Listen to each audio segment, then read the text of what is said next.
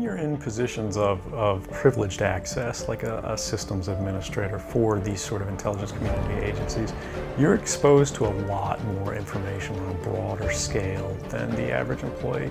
And because of that, you see things that may be disturbing, but over the course of a normal person's career, you'd only see one or two of these instances. When you see everything, you see them on a more frequent basis. And you recognize that some of these things are actually abuses. And when you talk to people about them, in a place like this, where this is the normal state of business, people tend not to take them very seriously and move on from them. But over time, that awareness of wrongdoing sort of builds up, and you feel compelled to talk about it. And the more you talk about it, the more you're ignored, the more you're told it's not a problem. Until eventually you realize that these things need to be determined by the public, not by somebody who's simply hired by the government.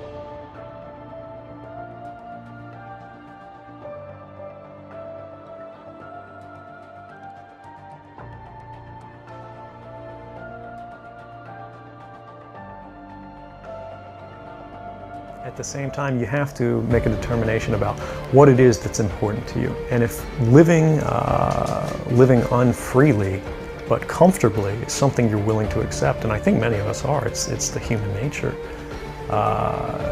You can get up every day, you can go to work, you can collect your large paycheck for relatively little work against the public interest, and go to sleep at night after watching your shows. But if you realize that that's the world that you helped create, and it's going to get worse with the next generation and the next generation who extend the capabilities of this sort of architecture of oppression, you realize that you might be willing to accept any risk.